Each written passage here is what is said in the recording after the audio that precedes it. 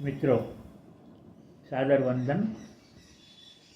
મુંબઈ અને મુંબઈના વડનગરા નાગર મંડળ સાથે મારે આમ તો જૂનો સંબંધ છે.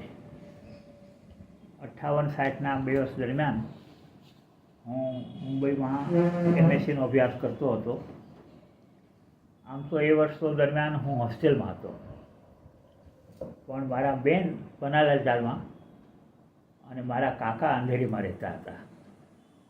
એટલે એમની સાથે હું કોઈ વાર જૂના મુંબઈના વડનગરા નાગર મંડળના કાર્યક્રમમાં જતો. એક કાર્યક્રમ તો મને ખાસ યાદ છે.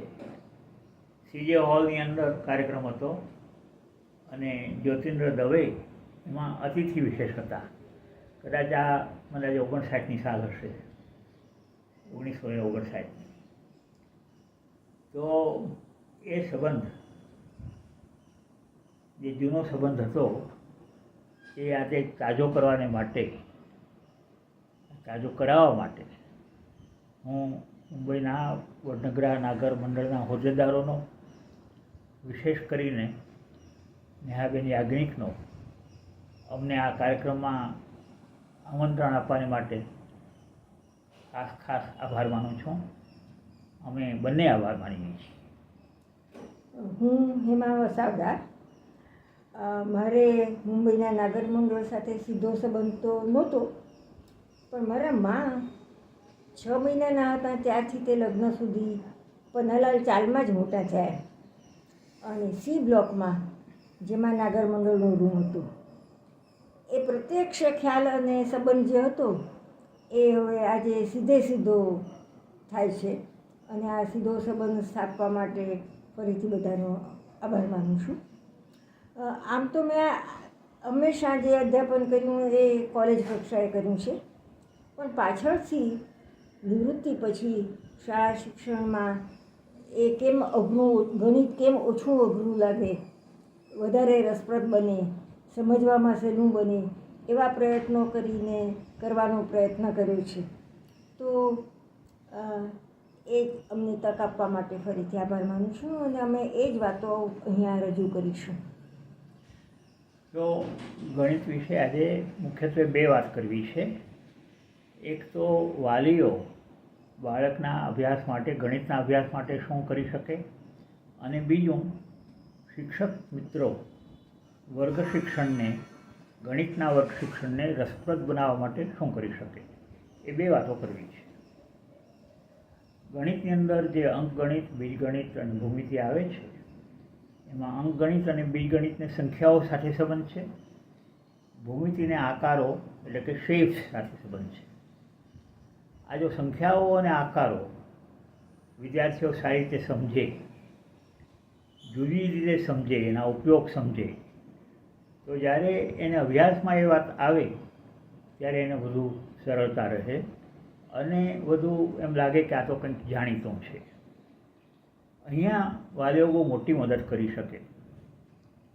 એ રીતે એટલા માટે કે આ સંખ્યાઓ અને આકારો છે એ આપણા દૈનિક જીવનમાં અને આપણા આજુબાજુની દુનિયામાં બહુ જ ગૂંથાયેલા, વણાયેલા છે. ઘણી જગ્યાએ સંખ્યાઓ નજરે જોવા ચડે છે. કલાપીને જો યાદ કરીએ તો એમ કહી શકાય કે જ્યાં જ્યાં નજર મારી ઠરે દર્શન થાય છે આપના, સંખ્યાઓને સંબોધીને આપણે જરૂર એ રીતે કહી શકીએ. કઈ રીતે? તો આપણા જે મોબાઈલ નંબર છે, આધાર કાર્ડ નંબર છે, પાન કાર્ડ નંબર છે, એકાઉન્ટ નંબર, બધી સંખ્યાઓ. ઘડિયાળમાં સમય જુઓ એ સંખ્યા. તારીખમાં તો 3 સંખ્યાઓ, તારીખ પોતે, પછી મહિનો અને વર્ષ, એ પણ બધી સંખ્યાઓ. બીજો સોના તમે ભાવ જુઓ, એની કિંમત જુઓ, એનું વજન જુઓ, માણસની ઊંચાઈ જુઓ, માણસનું બ્લડ પ્રેશર હોય કે નાડીના ધબકારા હોય કે એવરેસ્ટની ઊંચાઈ હોય કે 2 ગામ વચ્ચેનું અંતર હોય, આ બધી સંખ્યાઓ છે. અને એ સંખ્યાઓ આપણે અવારનવાર વાપરીએ છીએ પણ પછી ત્યાં અટકી જઈએ છીએ. તો જો વાલીઓના બાળકો, ખાસ કરીને પ્રાથમિક કક્ષાએ, આ બહુ ઉપયોગી થઈ શકે કે એમની સાથે પરિચય કરાવતા રહે. દરેક પોપ્યુલેશન 1.5 બિલિયન, 4 ટ્રિલિયન ઇકોનોમી, તો આ બધા જે આંકડાઓ છે એના પ્રત્યે ધ્યાન દોરે. ક્રિકેટનો સ્કોર હોય, ચૂંટણીના વોટ્સ હોય, એટલી બધી સંખ્યાઓ આપણી પાસે જુદી જુદી જગ્યાએ હોય છે. તો એનો ખ્યાલ આપે, પરિચય કરાવે. એમ કહેવામાં આવે છે કે અતિ પરિચયાત અવજ્ઞા, એટલે too much familiarity breeds contempt. પણ અહીંયા તો too much familiarity will bring confidence. જો જેટલી વધુ ફેમિલિટી હશે વિદ્યાર્થીઓને, બાળકોને સંખ્યાઓ સાથે, એટલું એ વધુ કામ સારું કરી શકશે અભ્યાસમાં. સંખ્યાઓ માટે એક બીજી બાબત એ છે કે માત્ર શોભાના ગાંઠિયા નથી. જ્યારે હું મોબાઈલ નંબર કહું ત્યારે માત્ર મોબાઈલ નંબર એ અમુક આંકડાઓ છે એવું નથી. એનો ઉપયોગ છે એ કોમ્યુનિકેશનનો મારો એસ્ટાબ્લિશ કરે છે બે વ્યક્તિ વચ્ચેનો. જ્યારે ઘડિયાળનો સમય જોઉં છું ત્યારે મને સવારના 7 વાગ્યા હોય તો આદેશ આપે છે કે ચાલો 7 વાગ્યા છે, હવે ઉઠવાનો સમય થયો છે, અથવા તો હવે શાળાએ જવાનો સમય થયો છે, ઓફિસે જવાનો સમય થયો છે.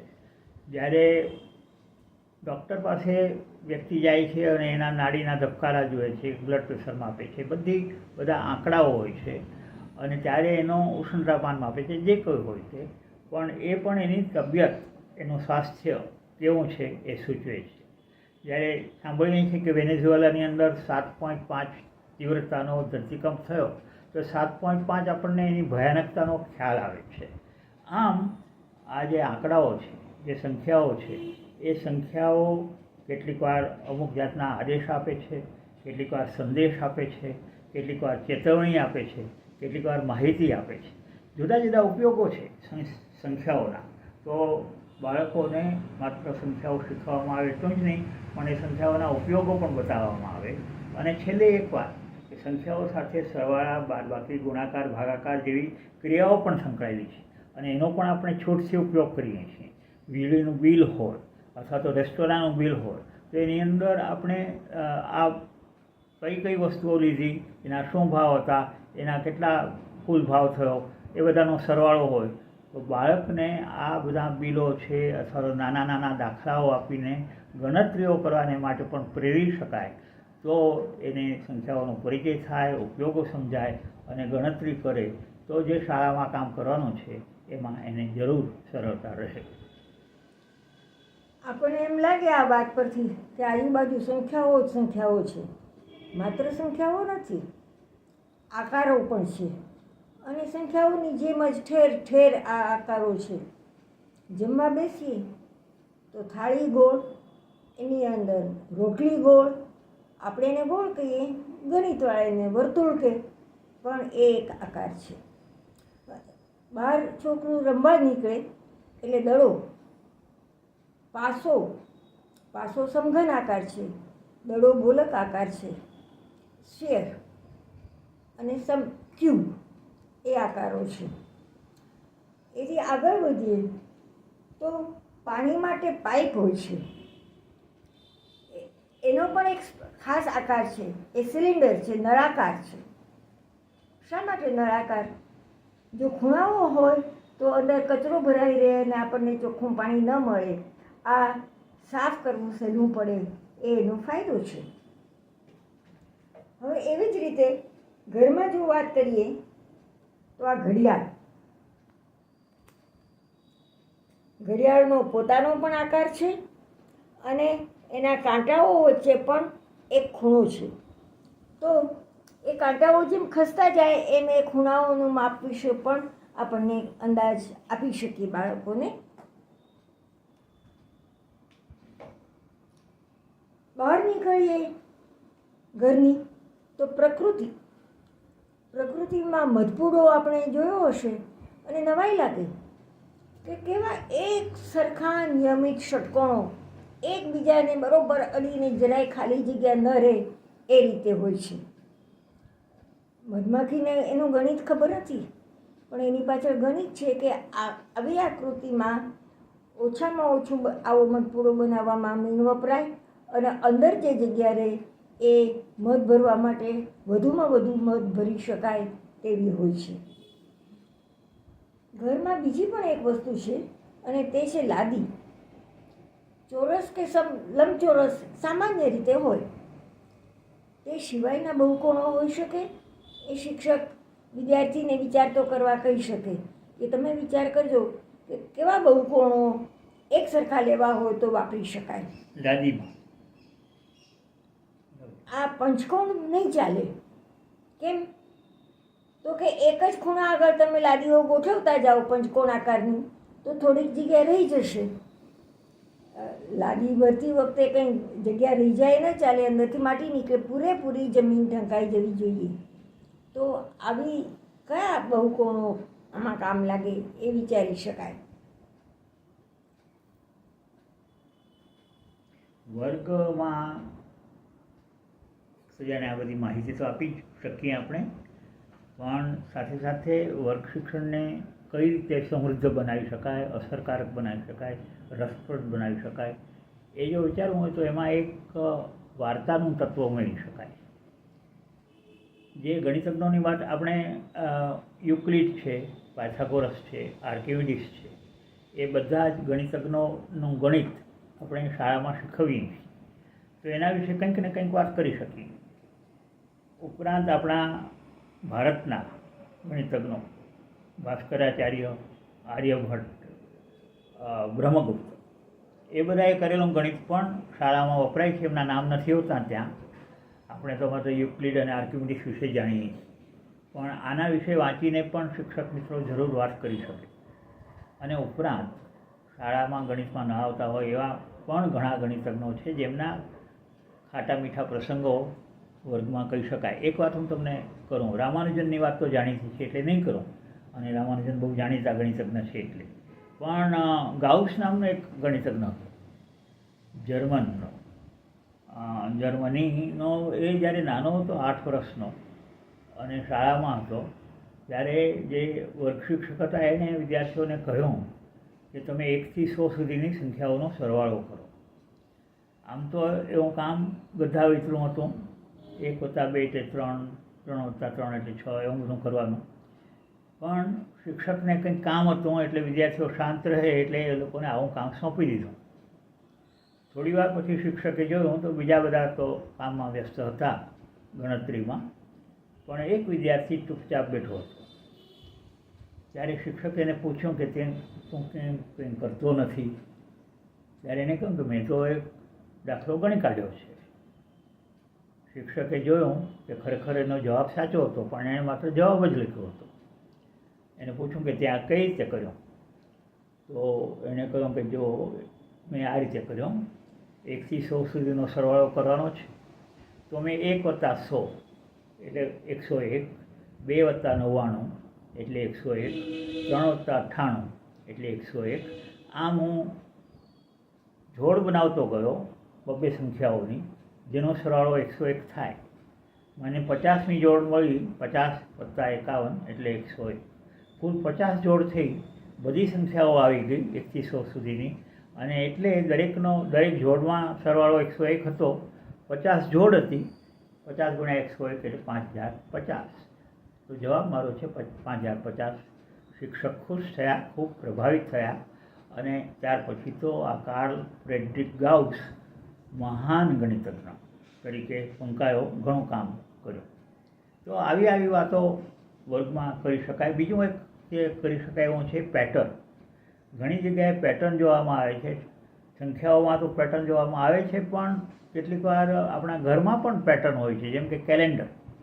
હું તમને કેલેન્ડરની વાત કરું તો મારી પાસે આ જુલાઈ મહિનાનું કેલેન્ડર છે. આ પાનું જે છે જુલાઈ મહિનાનું છે, અને એની અંદર એ જુલાઈના પાનાની જરૂર નથી. ગમે તે કેલેન્ડર, ગમે તે પાનું હોય તો એ હું જે કહું છું એ સાચું હશે. આની અંદર તમે 3x3, જેમ કે આની અંદર છે તો આ 3, 4, 5, 10, 11, 12 અને 17, 18, 19 એ 9 સંખ્યાઓ લો તો એ 9 સંખ્યાઓની 3 હાર છે, 3 સ્તંભ છે. હવે એમાં તમે વચરી લેશો તો 10 ને 11, 21 ને 12, 33 આવશે. હવે એ જે 33નો જે આંકડો છે, હવે તમે જો વચલો સ્તંભ લેશો 4, 11, 18, એના 3 સંખ્યાઓનો સરવાળો પણ એ જ થશે. તે ઉપરાંત ડાયાગોનલ લેશો 3, 11, 19, એનો પણ સરવાળો 33 થશે અને 5, 11 અને 17 એનો પણ સરવાળો 33 થશે. તો આવી રીતે 3/3નો તમે, અને આ કંઈ મેં જે લીધો એ જ લેવાની જરૂર નથી કે જુલાઈ મહિનામાં પણ લેવાની જરૂર નથી. કોઈ પણ તમે 3/3ની 9 સંખ્યાઓ લેશો અને એની અંદર 2 વિકર્ણ અને 2 આડી અને ઊભી લીટીઓ, એની અંદર જે સંખ્યાઓ આવે એનો સરવાળો સરખો થશે. 4/4 માટે પણ આવી જાતની કેટલીક છે ગુણધર્મો છે, આવી જાતનો રસપ્રદ વાત છે, પણ એ આપણે તો અહીંયા નહીં જોઈએ, તમે પોતે શોધી શકશો. એટલે આવી જાતનો પેટર્ન બતાવવી, વાર્તાઓ કહેવી, એને કારણે કે જે અભ્યાસક્રમમાં નહીં હોય એવી વાત જરૂર કરી શકાય. આપણે કેટલીક વાર્તાઓની પેટર્ન્સની વાત કરી. હવે થોડીક કંઈક કોયડાઓ, પઝલ્સની વાત કરીએ. એકાદો સંખ્યાનો કોયડો બતાવું કે આ પ્રમાણે તમારી પાસે 8 ચોરસો છે, ઉપર ને નીચે 1-1 અને વચ્ચે 3-3 આડા. 8 ચોરસ છે, એમાં આપણે 8 આંકડા ભરવાના છે. We have to fill up this 8 boxes by 8 integers, 1, 2, 3 up to 8. So simple. લખી નાખો 1, 2, 3, 4. ના, એમ નહીં, કોઈક શરત છે. અને શરત શું છે કે કોઈ પણ 2 ક્રમિક સંખ્યાઓ નજીકના પડોશી બોક્સમાં ન આવવી જોઈએ. No 2 consecutive numbers should be in 2 neighboring boxes. Consecutive એટલે તો તમને ખબર છે કે 3 ને 4 એ ક્રમિક છે, 17 ને 18 ક્રમિક છે. કોન્ઝિક્યુટિવ બોક્સીસ, અરે નેબરિંગ બોક્સીસ કે પડોશી ખાનાઓ એટલે શું? તો કે આ 2 પડોશી છે કારણ કે એમાં વચ્ચે સામાન્ય બાજુ છે. આ 2 પણ પડોશી છે કારણ કે એને સામાન્ય ખૂણો છે. હવે હું એકવાર જો અહીંયા 1 લખું તો 2 મારાથી અહીંયા કે અહીંયા ક્યાંય ન લખી શકાય. આ આપણી શરત. તો આ શરત પ્રમાણે કરજો, મજા આવશે. આપણે ધારીએ એટલું કદાચ એ સહેલું ન પણ હોય, પણ મજા આવશે. એવી જ રીતે આ જાદુઈ ચોરસ માટે આવું કંઈક લઈ શકાય. 3, 3, 3, વધારે પણ લેવાય 4, 4. આ સહેલું છે. હવે જાદુઈ ચોરસ એટલે શું કે આમાં આંકડાઓ ભરેલા હોય અને અહીંયા જે આંકડાઓ હોય, પહેલી હાર, બીજી હાર, ત્રીજી હાર, આ કેલેન્ડરમાં તો એવું એને મળતું કંઈક છે, પણ ઘણું જુદું છે કે આમાં આ હારના આંકડાઓનો સરવાળો આડો, ઊભો અને ત્રાસમાં 8 સરવાળા સરખા થવા જોઈએ. એ એનું જાદુ છે, એટલે એને જાદુઈ ચોરસ કહીએ છીએ. હવે શિક્ષક આવો જાદુઈ ચોરસ એકાદો બતાવી ને પછી વિદ્યાર્થીઓને બીજો આવો આપીને અંદર કેટલાક 4 સંખ્યાઓ ભરીને આપે અને કહે કે આમાં તમે 1 થી 9 ભરો અને સરવાળો 15 થવો જોઈએ. તો એને ઘણા સરવાળા બાદબાકી જ ખાલી કરવાના રહેશે અને જ્યારે થઈ જશે ત્યારે એને ઘણા બધા દાખલાઓ ગણ્યા, સરવાળા બાદબાકીને એવું નહીં લાગે. એને એમ લાગશે ઓહ, મેં તો જાદુઈ ચોરસ બનાવ્યો. તો આ એક એવો બીજો પઝલ છે. ત્રીજું આપણે એને તારીખનું કહી શકીએ કે આજની તારીખ લો. આજની તારીખ ધારો કે 11/7/26 છે. તો એ જે આંકડાઓ છે એની વચ્ચે ગણિતના ક્રિયાઓના નિશાની મૂકીએ, પ્લસ, માઇનસ, મલ્ટીપ્લાય અને ડિવાઈડ, અથવા અને ઇક્વલ, અને એક સમીકરણ જો બનાવી શકીએ તો બહુ મજા આવે. જેમ કે આમાં 1 multiplied by 1 plus 7 equal to 2 plus 6, એટલે 1 વત્તા 7 બરાબર 2 વત્તા 6 બરાબર થઈ ગયું 8 બરાબર 8. તો રોજે રોજની તારીખ વિશે વિદ્યાર્થીઓને કહી શકાય કે તમે આવું વિચારજો, કંઈ થઈ શકે છે, થઈ શકશે તો એને ખૂબ આનંદ આવશે. એક મિનિટ, તમે આજે છે ને એ એક બતાવો લોકોને કે આવી જાતનો, આને દાખલા તરીકે આ આંકડાઓ મૂક્યા છે એટલે એ આંકડાઓ સાથે જાદુઈ ચોરસ બને છે, એટલે કે જાદુઈ ચોરસ બની શકે. અહીંયા 8 1 ના હા, આ બધું કહ્યું એ પ્રમાણે હવે I don't have to- 8 1 6. હવે તમે જોજો આંકડાઓ કે દરેક હાર અને દરેક સ્તંભ એટલે કે 6 અને બંને વિકર્ણ, એમાં આ જે આંકડાઓ છે એનો સરવાળો 15 થશે.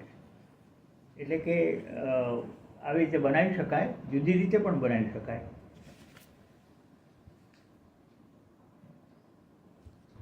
બીજી રીત એ છે કોયડાઓ ઉપરાંત તે સરળતાથી સમજવા માટે આ સાબિતી નથી, પણ કેટલાક પરિણામો આપણે આ રીતે ગણિતના જોઈ શકીએ. જેમ કે બીજગણિતમાં a વત્તા બીનો વર્ગ બરાબર a square plus 2ab plus b square. એ જેવું આ શરૂ થાય નીચે સમો કે તરત શરૂઆતમાં જ આપણે આ શીખીએ. એને માટે આવું મોડેલ બનાવી શકાય કે જેમાં આ લીલી લંબાઈ એ લીધી, આ બી લીધી. હવે જો આ એ લીધી હોય તો આ પણ આપણે એ લઈએ. આ જો બી લીધી હોય તો આ પણ આપણે બી લઈએ. આ તો પરિણામે શું થયું? આ એ પ્લસ બી, આ એ પ્લસ બી, એટલે આખાનું ક્ષેત્રફળ કેટલું થયું? એ પ્લસ બીનો વર્ગ. પણ આખું ક્ષેત્રફળ આ 4 ટુકડાઓનો સરવાળો છે. આ કેટલું છે? એ સ્ક્વેર. આ એ ઇન્ટુ બી, આ પણ એ ઇન્ટુ બી, એટલે એ સ્ક્વેર પ્લસ 2ab પ્લસ આ બી સ્ક્વેર, એટલે એ પ્લસ બીનો વર્ગ બરાબર એ square plus 2ab plus b square. હવે એવી જ રીતે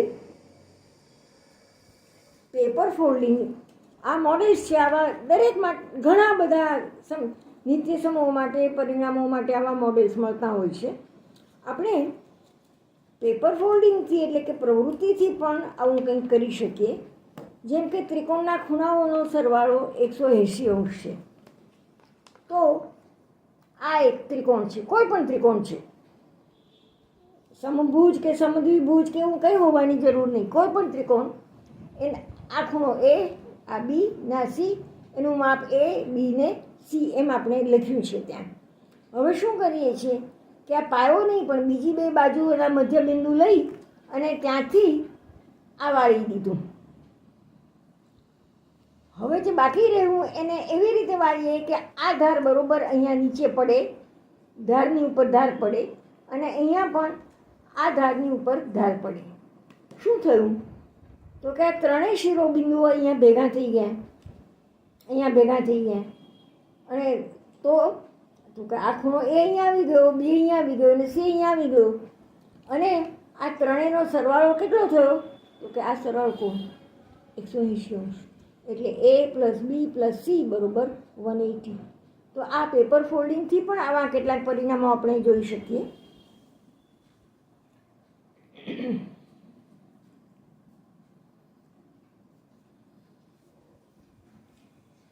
આપણે હવે લગભગ પૂરું કરવા આવ્યા છીએ આપણી વાત. તો એક રમતની વાત કરી લઉં. એક બહુ નાનકડી રમત. તમે 2 અંકની સંખ્યા ધારો, તમે મારી સાથે રમી શકશો, પણ હું તમને એક ઉદાહરણ આપું. જેમ કે 36 એને 10થી ગુણો, મલ્ટીપ્લાય બાય 10. શું મળ્યું? 36 મલ્ટીપ્લાય બાય 10 એટલે 360. 360માંથી 18 બાદ કરો, એટલે કે મૂળ સંખ્યાને તમે 10થી ગુણી પછી 18 બાદ કરીએ છીએ. તો 360 minus 18 is equal to 342. બસ, તો 3 અંકની સંખ્યા મળી. અહીંયા અટકી જાઓ. આ જે 3 અંકની સંખ્યા મળી, એમાં પહેલા 2 અંક કયા છે? 34, અને બીજો જે છે, ત્રીજો જે બાકીનો છે 2. 34 plus 2 36. હંમેશા આવું બનશે. Start with any 2-digit number, 61 for example, multiplied by 10, you get 610. Subtract 18, you get 592. The first 2 digits give you a number 59, the last digit is 2, 59 plus 2 is 61, which was the original number that we had thought about. તો આ એક નાનકડી રમત છે. એટલે રમત છે, models છે, વાર્તાઓ છે, પઝલ્સ છે, પેટર્ન્સ છે, આ બધું અભ્યાસક્રમમાં નથી હોતું, પાઠ્યપુસ્તકોમાં પણ નહીં જોવા મળે. પણ જો શિક્ષક મિત્રો આનાથી વાકેફ રહે અને જ્યાં જ્યાં પ્રસંગ મળે ત્યાં એ વાત કરે તો જરૂર વિદ્યાર્થીઓને મદદરૂપ થાય અને એમને મજા પણ આવે. આપણે આ બધી જે વાતો કરી ગણિતને રસપ્રદ બનાવવાની જુદી જુદી રીતે, એ બધાને ભેગું કરીને આપણે પણ કંઈક કરી શકીએ.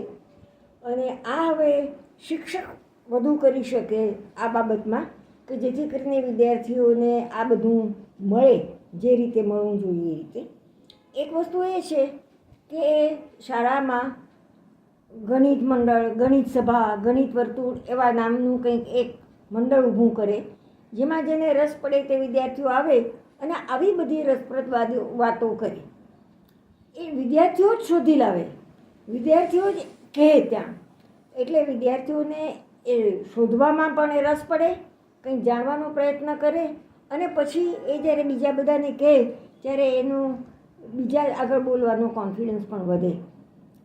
બીજી બાજુ શિક્ષક આ પણ કરી શકે કે જ્યારે એક વસ્તુ, એક પ્રકરણ પૂરું થાય, પહેલાંમાં તો ના કરી શકે, પણ બીજું જ્યારે પ્રકરણ પૂરું થાય ત્યારે પહેલાં સાથે એને સરખાવી શકે. આને હું એરિયલ વ્યૂ કહું છું. એટલે શું કે આમ અધ્ધરથી જોતા હોઈએ તો માત્ર થોડુંક આજુબાજુનું ના દેખાય, આખું ગામ દેખાય, એકબીજા સાથેનો સંબંધ દેખાય. તો એવી રીતે અહીંયા પણ એક ઉદાહરણ આપું કે ત્રિકોણનું કામ પૂરું થાય તરત તો ન કંઈ કરી શકાય, પણ ચતુષ્કોણનું પણ પ્રકરણ પૂરું થાય પછી એ બેને સરખાવી શકાય, કમ્પેર એન્ડ કોન્ટ્રાસ્ટ. એટલે એને લીધે બંનેને જે ગુણધર્મો હોય, જે કંઈ એના વિશે જાણવા જેવું હોય એ વધુ સ્પષ્ટ થાય અને સમજાય. જેમ કે હું એક ઉદાહરણ આપું કે ત્રિકોણને એકેય વિકર્ણો નથી, ચતુષ્કોણને 2 વિકર્ણો છે. પછી પ્રશ્ન થાય તો કે પંચકોણ, ષટકોણ વગેરે હોય તો શું, એ પછી વિચારવાનું રહે. તો અને શિક્ષક એક બીજું પણ કામ કરી શકે કે ખૂણાઓ જેવું પ્રકરણ કંઈક પૂરું થાય એટલે તરત એના વિશે કંઈ સરસ વાત હોય તો કહી શકે કે જતાં જતાં કે જોજો તમને ચેતવણી આપું છું, આઈ એમ વોર્નિંગ યુ, 90 અંશના ખૂણા જોડે કોઈ દિવસ ચર્ચા કરશો નહીં. Never argue with a 90 degrees angle. આ કદાચ તમને તરત વિદ્યાર્થીઓને થાય કે આ કેમ આમ કહે છે, પણ જો જરાક વિચાર કરે અને ખાસ કરીને ઇંગ્લિશમાં, તો એને ખ્યાલ આવશે કે આનું મહત્ત્વ શું છે. તો વાત પૂરી કરતાં પહેલાં વાલીઓ અને વિદ્યાર્થીઓને એકાદ બે બાબત કહી દઉં. વિદ્યાર્થી મિત્રોને એટલું કહેવાનું કે ગણિત એ ગોખવાનો વિષય નથી, સમજવાનો વિષય છે. તમે ગોખશો તો ભૂલી જશો, સમજીને યાદ રાખશો તો તમને કાયમ માટે યાદ રહેશે. સમજવામાં મુશ્કેલી પડશે પણ સમજવું જ જરૂરી છે. ગણિત એટલે સમજવાનું અને ત્યાર પછી યાદ રાખવાનું જે જરૂર હોય તે. બીજી બાબત વિદ્યાર્થી મિત્રોને એ કહેવાની છે કે ગણિતમાં એકાગ્રતાની બહુ જરૂર છે. એકાગ્રતા નહીં હોય તો ગણિત શીખવામાં મુશ્કેલી પડશે, વાર પણ લાગશે અને કદાચ તમને ઓછું સમજાશે. આ એકાગ્રતામાં આજે મોટા મોટું વિઘ્ન હોય તો એ આપણો મોબાઈલ છે. તો મોબાઈલના ઉપયોગ માટે સંયમ રાખજો, સમય ઉપર ધ્યાન રાખજો, એમાં શું જુઓ છો એના ઉપર પણ ધ્યાન રાખજો.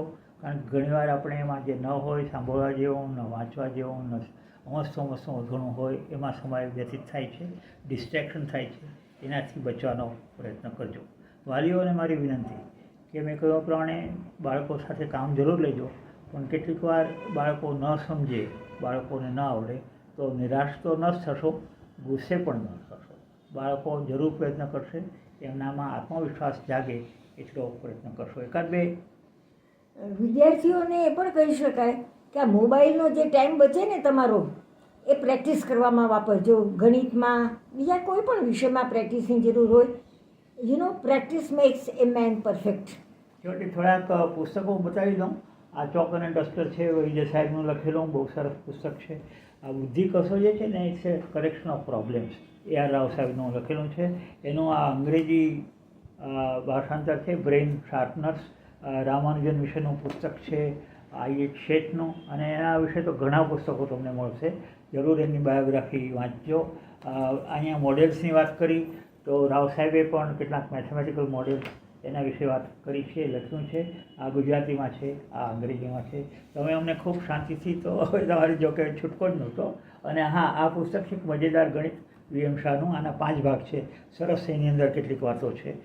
અને આ પુસ્તકો શિક્ષક મિત્રો વાંચે, વિદ્યાર્થીઓ વાંચે અને વર્ગમાં એની ચર્ચા કરે તો જરૂર આનંદ આવશે. તમારું શિક્ષણ અને શિક્ષણ શીખવા બંને ક્રિયાઓ સરસ ચાલે. અને સૌને ગણિત રસપ્રદ અને મજેદાર લાગે એવું અમે ઈચ્છીએ છીએ. અને એમ કહેવાનો તો કોઈ અર્થ નથી કે તમે અમને શાંતિથી સાંભળ્યા, છૂટકો જ નહોતો. તો આવજો. Thank you very much. આભાર. આભાર.